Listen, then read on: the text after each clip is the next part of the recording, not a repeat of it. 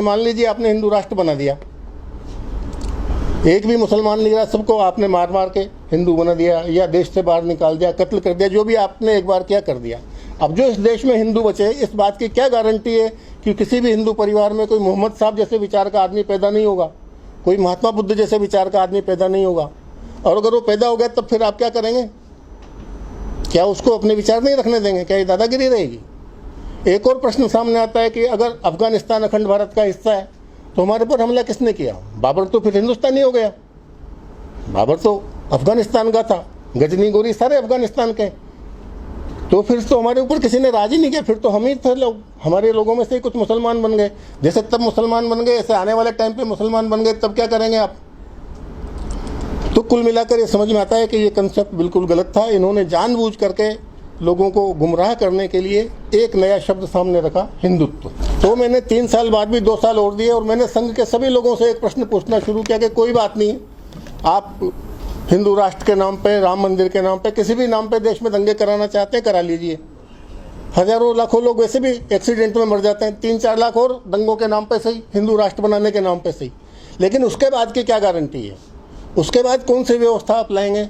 उसके बाद देश की समस्याओं का क्या हल है? आपके पास क्या ब्लूप्रिंट है? क्या आप लाना चाहते हैं? तो उनका जवाब था कि सारी व्यवस्थाएं अच्छी होती हैं, चाहे कम्युनिज्म हो, चाहे सोशलिज्म हो, चाहे कैपिटलिज्म हो, चाहे कुछ और हो, सिर्फ अच्छा व्यक्ति आना चाहिए, हमारे अच्छे आदमी आएंगे तो सब ठीक हो जाएगा। उसी टाइम पे एक और संस्था बनी, बजरंग दल। मेरे आंखों के सामने पहली बार संघ के अंदर अपराधियों को प्रवेश दिया गया बजरंग दल के नाम पर। तब भी मैंने ऑब्जेक्शन किया कि आप इस बजरंग दल में अपराधियों को क्यों भर्ती कर रहे हो? उन्होंने कहा मैं तो गुंडों से लड़ना है। मैंने कहा एक दिन ये जो अपराधी है ना, ये आपको आउट कर देंगे। आज वही स्थिति देश के अंदर है। आज आप देखिए पूरा अपराधी वर्ग इसके अंदर शामिल हो चुका है। सारहीन, तथ्यहीन, तर्कहीन मुद्दे लोगों के सामने रखे जा रहे हैं। इसी तरह का एक मुद्दा बड़े ही भ्रामक तरीके से देश के सामने रखा जा रहा है, हिंदू राष्ट्र का। कभी ये संघ परिवार के लोग बोलते हैं कि ये देश तो हिंदू राष्ट्र है, कभी बोलते हैं हिंदू राष्ट्र बनाना है। अगर है तो फिर बनाना क्या है, और बनाना है तो कैसा बनाना है, फिर उसकी रूपरेखा क्या है? पिछले 8 साल में ये इसकी रूपरेखा के बारे में एक लाइन भी बताने में असफल रहे। इसका मतलब इसकी रूपरेखा में कुछ न कुछ गोपनीय जरूर है। दूसरा प्रश्न ये उठता है कि यही वर्ग के लोग एक तरफ अखंड भारत का भी नारा लगाते हैं। अगर मान लीजिए अखंड भारत बन जाता है, जैसा कि हम भी चाहते हैं, सभी चाहते हैं कि बने, कौन नहीं चाहेगा कि अखंड भारत नहीं बने? तो इस अखंड भारत में अफगानिस्तान 4.5 करोड़ लोग, पाकिस्तान 22.5 करोड़ लोग, बांग्लादेश 16 करोड़ लोग, लगभग हो गए 40 करोड़ लोग, 30 करोड़ अभी देश के, यानी लगभग 75 करोड़ तो मुस्लिम होंगे इस देश के अंदर। तिब्बत के और बर्मा के, श्रीलंका के मिला लीजिए तो 10-12 करोड़ बौद्ध हो जाएंगे। तो हिंदू तो माइनॉरिटी में नजर आ जाएगा। अगर 10 साल लग जाते हैं हिंदू राष्ट्र बनाने में, तो 10 साल तक इन सबकी जनसंख्या बढ़ेगी जैसे बढ़ती है। तो उस टाइम पे फिर देश में डेमोक्रेसी रहेगी या नहीं रहेगी? अगर डेमोक्रेसी नहीं रहेगी तो इतने सारे लोगों को, अभी 30 करोड़ लोगों को तो ये लोग संभाल नहीं पा रहे हैं। इनको लग रहा है कि बस हिंदू खतरे में आ गया। तो जब 50% अगर उस समुदाय के आधे लोग हो जाएंगे तो कितना तो हिंदू खतरे में आएगा, कितना आपस में लड़ाई झगड़ा होगा। तो नेचुरल है कि अगर हमने अखंड भारत बना लिया तो हिंदू राष्ट्र नहीं बनाया जा सकता, और हिंदू राष्ट्र बनाया तो एक बार फिर इस देश के 2 टुकड़े होकर रहेंगे। यही प्रश्न मेरे दिमाग में आज के 40 साल पहले आया, जब मैं संघ से जुड़ा हुआ था, बहुत ही ज़्यादा सक्रिय था, प्रचारक बनने वाला था। तो संघ शिक्षा वर्ग के अंदर किशनगढ़ में एक संघ शिक्षा वर्ग था, उसमें मैं गया था ओटीसी के अंदर। ओटीसी की बौद्धिक परीक्षा में मैंने प्रथम स्थान भी प्राप्त किया वहाँ पर। उसमें मैंने बाला साहब देवरस से और रज्जू भैया से, दोनों से एक प्रश्न किया इसी बाबत। आपको पता होगा सन 77 के बाद बाला साहब देवरस का एक बयान आया था, जैसा कि आज के लिए लगातार बोलते रहते हैं कि जो भी भारत में रहते हैं वो सभी हिंदू हैं और मुसलमानों के लिए भी संघ के दरवाजे खुले हुए हैं। मैं बड़ा उत्साहित हुआ, मैंने 4-5 मुस्लिम लड़कों को शाखा में लाना शुरू कर दिया। तो ऊपर के अधिकारियों ने उसमें ऑब्जेक्शन बनाया। उन्होंने कहा नहीं, इनको नहीं लाना है, इस तरह के भड़काने वाले नारे लगाओ कि अपने आप आना बंद कर दें। अब मैं क्या करता, तो मैंने उनकी बात मानी। तो यही प्रश्न मैंने बाला साहब देवरस से पूछा कि जब हम कहते हैं कि जो भी भारत में रहने वाले हैं वो सब हिंदू हैं, तो हम मुसलमानों को शाखा में क्यों नहीं लाना चाहते हैं? तो बाला साहब देवरस ने मेरे को जवाब दिया कि जब हम हिंदू की परिभाषा करते हैं तो हम यही बोलते हैं कि जो भी भारत में रहने वाले हैं वो सभी हिंदू हैं, लेकिन जब हम संगठन करने की बात करते हैं तो हिंदू से हमारा मतलब वही है जो परंपरागत अर्थों में हिंदू का होता है। बिल्कुल ऐसे के ऐसे ही शब्द थे उनके। तो ये तो बड़ा दोगला चरित्र हो गया कि आप पब्लिक के सामने कुछ और बोल रहे हो, अंदर से आपका चरित्र कुछ और है। इस चीज़ ने मेरे को झकझोर दिया। उसके बाद मैंने दूसरा प्रश्न पूछा रज्जू भैया से, जो उस टाइम पे सर कार्यवाह थे, प्रोफेसर राजेंद्र सिंह। मैंने उनसे पूछा कि हम अखंड भारत की बात करते हैं तो अखंड भारत की क्या ठोस योजना है? उन्होंने कहा अखंड भारत की हमारे पास कोई ठोस योजना नहीं है। अब इसके बाद तो किसी प्रश्न करने की गुंजाइश ही खत्म हो गई। मैंने ये डिसाइड कर लिया कि मैं संघ से अलग हो जाऊंगा। जब बौद्धिक परीक्षा में पूछा गया कि आप आगे आपकी क्या एक्टिविटी रहेंगी संघ के लिए, तो मैंने कहा 3 साल तक मैं 3 घंटे रोज आरएसएस को दूंगा और 3 साल बाद आरएसएस से अलग हो जाऊंगा। तो उन्होंने कहा क्यों? मैंने कहा आपके पास कोई समाधान ही नहीं है, कोई सोल्यूशन नहीं है, देश की समस्याओं का हल नहीं है, गरीबी बेरोजगारी की तो बात ही नहीं करते हो। एक और मेरे से सवाल पूछा गया वहाँ पर कि आप यहाँ से जाने के बाद बीजेपी के लिए क्या करेंगे? मैंने कहा मैं बिल्कुल बीजेपी के लिए काम नहीं करूँगा। उन्होंने पूछा क्यों? तो मैंने कहा कि मन में ले तन उजरे बगुला भगत अनेक, ताते तो कागा भले भीतर बाहर एक। मेरे को उसके बाद जब मैंने वहाँ से जाना, संघ में सक्रियता अपनी कम की धीरे धीरे। ऐसा नहीं कि मेरे को कोई गुस्सा आया, कोई लड़ाई झगड़ा हुआ, किसी से नाराज़गी हुई, लेकिन मेरे को लगा कि इस विचार से देश को खतरा है।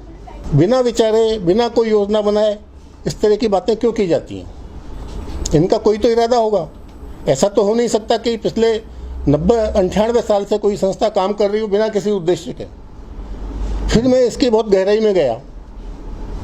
कुछ घटनाएं मैंने अभी इसमें एक पुस्तक मैंने इसी विषय में लिखी, पूरी विवेचना करते हुए मैं भी उसका ब्रीफ करता हूँ। तो मैं फिर इस गहराई में गया कि ये हिंदुओं में फूट कहाँ से आ गई। जब हिस्ट्री पढ़ी तो हिंदुओं में तो कोई फूट नहीं थी। जब राजा दाहिर सेन पर मोहम्मद बिन कासिम का हमला हुआ सन 700 के अंदर, तो बंगाल के औरतों ने चरखा काटा, पैसे इकट्ठे किए, बंगाल से चंदा इकट्ठा करके सिंध भेजा गया। इससे ज़्यादा और कौन सी राष्ट्रीय एकता चाहते हो आप? इस देश में आज़ादी की लड़ाई लगातार लड़ते रहे। जो हेमचंद्र विक्रमादित्य था उसकी सेना में अफगान लड़ाके थे जो मुगलों से लड़ते थे। महाराणा प्रताप की सेना में सेनापति इनका हकीम खां सूर था। अकबर का सेनापति मान सिंह था। ये धर्म के झगड़े कहाँ थे? अगर धर्म के झगड़े होते तो पिछले इतने सालों में हिंदू कहाँ से बसते? तब मैं इनकी हिस्ट्री को मैंने और टटोलते देखा कि ये कहाँ पर इनका कोई टर्निंग पॉइंट कहाँ से मिलता है, कहाँ से पता चलता है कि इनकी असलियत क्या है। तब मुझे पता चला कि एक किसी भी आदमी को या तो उसके दोस्तों से जाना जा सकता है या उसके आदर्शों से जाना जा सकता है। तो मेरे को एक अजीब कड़ी मिली कि पूरे देश में सिर्फ संघ परिवार एक ऐसा है जो पुष्यमित्र को आदर्श मानता है। तो उस पुष्यमित्र ने परेड के दौरान बौद्ध राजा था वृहदर्थ, उसकी हत्या कर दी। उसके बाद वो सत्ता में आ गया। उसके बाद बौद्ध भिक्षुओं का कत्लेआम हुआ। इस देश से बौद्धों का सफाया कर दिया गया। अब आप कहते हैं कि उनको मुसलमानों से परेशानी, उनको तो बौद्धों से भी परेशानी है। अभी आपने देखा किस तरह से एक राजेंद्र गौतम, उनको पद से सिर्फ इसलिए हटा दिया गया कि उन्होंने कुछ ऐसी बात कह दी जो हिंदुओं को गवारा नहीं थी। ये कोई दादागिरी है कि आप कहोगे उसको सब देवता मानेंगे? अगर मैं हिंदू हूँ तो मोहम्मद साहब में आस्था क्यों होगी? और मोहम्मद साहब में आस्था होगी तो मैं मुसलमान बन जाऊँगा। फिर हिंदू हिंदू देवी देवताओं को क्यों मानूंगा? तो अगर उसने ये कह दिया कि मैं फला देवी देवता को नहीं मानता हूँ तो नहीं मानता, उसमें क्या दादागिरी है? आपकी ज़बरदस्ती है कि उसको मानना पड़ेगा। और जो व्यवस्था परिवर्तन की बात कर रहे हैं, उन्होंने जो उनके मंत्री हैं 9 महीने तक जेल में हैं, उनको उन्होंने पद से नहीं हटाया और इस आदमी को एक जरा से मुद्दे पर उन्होंने पद से हटा दिया। तो इससे पता चलता है कि इनकी अलग से मानसिकता क्या है। तो इससे पता चला कि ये संघ का असली एजेंडा बुद्ध के खिलाफ है, मुसलमानों के खिलाफ है। इसका मतलब कुछ और है, ये असली एजेंडा इनका नहीं है। जब इसकी और हम गहराई में गए, हमने और हिस्ट्री देखी, तो मैंने सोचा कि 1925 में देश के हालात क्या थे, इसको समझा जाए। जब हमने समझा तो पता चला कि 1925 में जब डॉक्टर हेडगेवार ने संघ की स्थापना की, 250 साल पहले मुगल सत्ता समाप्त हो चुकी थी। यानी मुगलों से तो कोई खतरा था ही नहीं। मराठों का राज वहाँ पे 250 साल से महाराष्ट्र के अंदर मराठों का राज्य था। मुगलों बादशाहों से ये चौथ और संदेशमुखी वसूल किया करते थे मराठा लोग। और अंग्रेजों ने जो सत्ता छीनी वो मुगलों से नहीं छीनी, वो मराठों से छीनी, यानी कि हिंदुओं से छीनी। तो सत्ता हमसे छीनी अंग्रेजों ने और हमारी नाराज़गी मुसलमानों से। ये तो बहुत ही अजीबोगरीब बात हुई। तो इसका मतलब वो नाराज़गी किसी और चीज़ से थी। तो वो नाराज़गी किससे थी? वो एक ही कंटिन्यूटी है, चाहे वो पुष्यमित्र का प्रकरण हो, चाहे अभी का प्रकरण हो। उस टाइम पे ये देखिए कि उस टाइम पे खतरा किससे था और किसको था। मुसलमानों से तो उस टाइम पे हिंदुओं को कोई खतरा नहीं था। आज़ादी के स्वतंत्रता संग्राम में जितने भी नेताओं के नाम आते हैं, कितने मुसलमान हैं? क्रांतिकारियों में कितने मुसलमान हैं? इसका मतलब हिंदू डोमिनेटिंग था उस टाइम पर। हिंदू दबा कुचला नहीं था जो इन्होंने बार बार हमारे ऊपर ब्लेम किया गया। और मेरे को ऐसा लगा कि जैसे कोई बेटा होता है, कपूत बेटा, वो हमेशा ही रोना रोता रहता है, मेरे पिताजी ने कुछ नहीं किया, मेरे दादाजी ने मकान नहीं बनाया, मेरे उनने कुछ नहीं किया। ठीक उसी तरह से संघ के लोग यही रोना रोते रहते हैं, हमारे पूर्वजों ने ये कर दिया, हमारे पूर्वजों ने ये कर दिया। तो समझ में आया कि संघ का जो असली मकसद है वो, क्योंकि जब बुद्ध का सफाया किया गया यहाँ से बौद्ध धर्म का, उसके बाद जो व्यवस्था स्थापित हुई, तो महात्मा बुद्ध के आने के पहले तो वैदिक व्यवस्था थी, लेकिन इन्होंने आने के बाद वैदिक व्यवस्था तो स्थापित नहीं की, कोई दूसरी व्यवस्था स्थापित की। तो वो जो व्यवस्था थी जिसे हम पाखंडवाद कहते हैं, जिसमें कुछ पूंजीपति लोग, कुछ धर्माचार्य लोग पूरे देश के सिस्टम पे कब्जा कर लेते हैं और लोगों को स्वेच्छा से अपना शोषण कराने का मौका देते हैं। इस तरह का उनका ब्रेन वॉश किया जाता है। इसको हम और गहराई में गए कि ये पतन आखिर कब से शुरू हुआ, तो हमारे पकड़ में आया कि जो 7वीं शताब्दी से लेकर के और उसके अतीत में जाएं तो 2500 साल पहले तक का जो बीच की हिस्ट्री है, उस बीच की हिस्ट्री में 2 तरह की संस्कृत बोली जाती थी। जो उसके पुराना इतिहास है उसमें एक ही संस्कृत है, वो संस्कृत है वैदिक संस्कृत। आम आदमी, खास आदमी वाल्मीकि रामायण और दूसरे जो पुराने ग्रंथ हैं सब एक ही भाषा बोलते हैं। लेकिन इस जो बीच का जो कालखंड आया, उसके जितने भी आप किताबें पढ़ेंगे, विकान शाकुंतलम, स्वप्न वासवदत्तम और जो भी, तो उन सब किताबों में 2 भाषाएं हैं। एक संस्कृत जो एलिट वर्ग है, जो कुलीन वर्ग है, जो राज परिवार के लोग हैं और जो शिक्षाविद हैं, वो वहाँ पर संस्कृत बोलते हैं, और महिलाएं और शूद्र वो वहाँ पे एक नई भाषा बोलते हैं। इसका मतलब ये वो टाइम था जब हमने शूद्रों को और महिलाओं को शिक्षा से वंचित कर दिया। और इस देश का पतन का कारण सिर्फ इसलिए हुआ कि हमने शिक्षा से शूद्रों को और महिलाओं को वंचित कर दिया, यानी education for all, education compulsory, education free, ये कंसेप्ट हमारा समाप्त हो गया। तो हमारा जो पतन हिंदुओं की फूट की वजह से नहीं हुआ, हमारा पतन शिक्षा के पतन से हुआ। 1923-25 के पहले हिंदुत्व जैसा कोई शब्द किसी धर्म ग्रंथ में कहीं पर भी नहीं मिलेगा। उस हिंदुत्व के पीछे पर्पज़ क्या था? तो आप उस 1925 के दौर को देखिए कि उस टाइम पर धर्म सुधार आंदोलन चल रहे थे। 14वीं शताब्दी में चले, फिर उसके बाद 18वीं 19वीं शताब्दी में धर्म सुधार आंदोलन चले, और 1925 से लेकर के आज तक ये धर्म सुधार आंदोलन गायब हो गए। आप देखिए जो संघ परिवार के लोग हैं आशाराम के खिलाफ नहीं बोलते, जबकि वो ब्राह्मण नहीं है। निर्मल बाबा के खिलाफ नहीं बोलते। तो ऐसा नहीं है कि संघ के लोग ब्राह्मणवादी हैं, ये पाखंडवादी हैं। ये पाखंडी लोगों के खिलाफ संघ कभी नहीं बोलता। मुरारी बापू के खिलाफ बोलेंगे, स्वामी अग्निवेश के खिलाफ बोलेंगे, यानी जो भी इस देश में धर्म सुधार की अच्छाइयों की बात करेगा, सुधार की बात करेगा, ये उसके खिलाफ है। तो 1925 में न हिंदुओं को खतरा था, न मुसलमानों को खतरा था, न हिंदू मुस्लिम के बीच कोई झगड़ा था।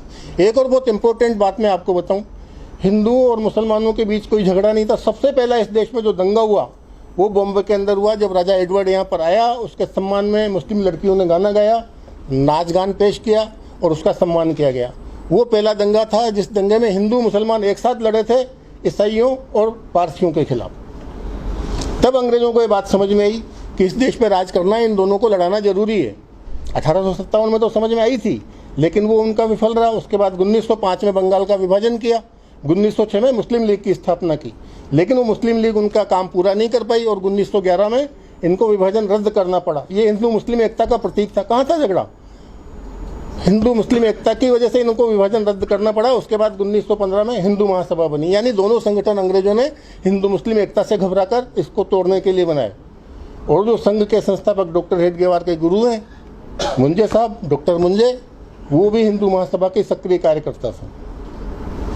तो एक तो ये कनेक्टिविटी समझ में आती है। दूसरी ये कनेक्टिविटी समझ में आती है कि उस टाइम पर डॉक्टर हेडगेवार, जब उसकी लोकमान्य तिलक की जब मृत्यु हुई, तो डॉक्टर हेडगेवार महर्षि अरविंद के पास गए कि आप आकर कांग्रेस का नेतृत्व कीजिए। महर्षि अरविंद ने मना कर दिया यहाँ तक तो बात ठीक है। उसके बाद अगला प्रश्न ये उठता है कि उस टाइम पे लाला लाजपत राय वो बहुत बड़े नेता थे। उस टाइम पे गांधी जी तो पृष्ठभूमि में थे, फ्रंट पर तो लाला लाजपत राय थे। ये लाला लाजपत राय के पास क्यों नहीं गए कि आप जो है कांग्रेस का नेतृत्व करें, और उन्होंने कांग्रेस से अलग होने का फैसला किया। तो उससे क्या साबित होता है कि लाला लाजपत राय आर्य समाजी थे, यानी वो सुधारवादी थे। तो इसका मतलब यहाँ से लिंक पकड़ में आता है पुष्यमित्र से और ये लाला लाजपत राय से इनकी दूरी बनाने से। उसके बाद 1921 से लेकर के और 1923 के बीच में वहाँ पर 3 महीने पहले केरल में एक दंगा हुआ था, जो वास्तव में मारवाड़ियों के खिलाफ वहाँ के मजदूरों ने किया था। इस तरह के कुल 12 क्रांतियाँ अपने देश में हुई हैं जहाँ पर मजदूरों ने सामंतों के खिलाफ और अंग्रेज़ों के खिलाफ हमले किए हैं। ये जो केरल में दंगा हुआ था, मोपला विद्रोह जिसको कहते हैं, तो पहला हमला इन्होंने अंग्रेज़ों के पुलिस स्टेशन पे किया था, यानी दंगों का टारगेट मारवाड़ी नहीं थे। बाद में अंग्रेज़ों ने उसको टर्न किया और ये मारवाड़ी में टर्न हो गया। और उसके बाद 3 महीने बाद उस दंगे को इन्होंने हिंदू मुस्लिम दंगे के रूप में कन्वर्ट किया गया। उसके बाद हिंदुत्व नाम की किताब लिखी गई। उसके बाद 1923 के अंदर नागपुर में एक जुलूस निकाला गया, गणेश चतुर्थी का जुलूस निकलता था। वो जुलूस इनका जो निकलना था, वो जुलूस इन्होंने मस्जिद के सामने से निकालने का फैसला किया। और ये फैसला करने वाले कौन थे? डॉक्टर मुंजे और doctor Hedgewar. Doctor Munje doctor Hedgewar के राजनीतिक गुरु थे। इन दोनों ने मिलकर के वहाँ मस्जिद के सामने से जुलूस निकाला। हर साल निकलता था। मुसलमानों ने कहा कि ये जो मस्जिद के सामने से आप जब जुलूस निकालेंगे तो मस्जिद के सामने बाजे नहीं बजाएंगे, संगीत नहीं बजाएंगे, क्योंकि इस्लाम में ये वर्जित है। इनने कहा नहीं, हम बजाएंगे। इन्होंने ज़बरदस्ती वहाँ से जुलूस निकाला, वहाँ पे बाजे बजाए, वहाँ पे संगीत बजाया, दंगा हुआ। दंगे में हिंदू पिटे। उसके बाद इन्होंने जो है संघ की स्थापना की, यानी हिंदुओं को पिटवाया गया। हिंदुओं को पिटवा के एक ग्राउंड बनाया गया कि देखो हिंदू खतरे में, तुम शाखा में आओ। और उसके बाद 1925 में संघ की स्थापना होती है। 1927 में फिर वहाँ पर दंगा होता है गुजरात में, बिल्कुल सेम इशू होता है, वही मुद्दा आता है। और ये कहते हैं मस्जिद के सामने से जुलूस निकालेंगे। वही मस्जिद के सामने रुक करके जुलूस निकाला जाता है, वहाँ पे वही बाजे बजाए जाते हैं। फिर वहाँ पे हमला होता है और उस बाद मुसलमान को हिंदू लोग मिलकर पीटते हैं और संघ की जय जयकार हो जाती है। इस तरीके से संघ का काम जोर पकड़ता है। तो क्या सामने आता है कि संघ का एजेंडा कुछ और है, मुसलमानों को इन्होंने सिर्फ एक टूल बना करके पेश किया है। वो क्यों पेश किया है? क्योंकि अब इनको हिंदुओं के अंदर होने वाले सुधार रोकने थे। अब अगर धर्म की बात करेंगे तो सुधार तक जाएगी, आदमी चर्चा करेगा, गहराई तक जाएगा, पता चल जाएगा ईसाई मुसलमान हिंदू सबों का धर्म एक ही है। ये काम ऐसा नहीं है कि खाली संघ वालों ने किया हो, इस्लाम में भी यही काम हुआ है। वहाँ भी उन्होंने उनको धर्म से रोका है। धर्म की गहराई तक जाने से रोकने के लिए इन्होंने एक नया शब्द बना दिया, हिंदुत्व। इन्होंने कहा हिंदू कोई धर्म नहीं है। अरे धर्म नहीं है तो फिर क्या है? फिर आप धर्मांतरण क्यों करा रहे हो? फिर अगर हिंदू धर्म नहीं है तो अंदर के दांत खाने के कुछ और, दिखाने के कुछ और। तो अब हिंदुओं को धर्म नहीं है ये कहना था, तो हिंदू धर्म को नकारने के लिए इन्होंने एक नया शब्द बना दिया, हिंदुत्व। हिंदू एक जीवन पद्धति है, हिंदू एक संस्कृति है, हिंदू एक समाज है। ऐसे सारहीन तत्वों में हिंदू को उलझा दिया गया और धर्म के अध्ययन से उसको रोक दिया गया ताकि हिंदुओं के अंदर सुधार रुक जाए। तो इसका मतलब इनका जो असली एजेंडा था वो हिंदुओं के अंदर होने वाले सुधार रोकना था। लेकिन अब इस काम को अंजाम कैसे दिया जाए? तो लोगों को एकजुट करने के 2 ही तरीके होते हैं, या तो सामूहिक हित या सामूहिक दुश्मन, साझा हित या साझा दुश्मन।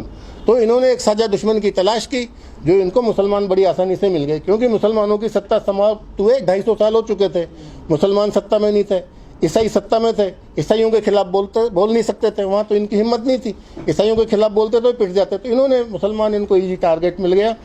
तो अभी तक भी जो लगातार चला आ रहा है, संघ का असली एजेंडा एंटी मुस्लिम भी नहीं है, संघ का एजेंडा हिंदू राष्ट्र भी नहीं है। अगर हिंदू राष्ट्र होता तो निश्चित रूप से उसका ब्लूप्रिंट जनता के सामने 8 साल में रख चुके होते। संघ को सिर्फ अब जो राम मंदिर का आंदोलन के बाद अब इनकी बासी चाय में उबाल आ नहीं रहा है। कृष्ण जन्मभूमि उठा के देख लिया, काशी उठा के देख लिया, सब पापड़ बेल लिए।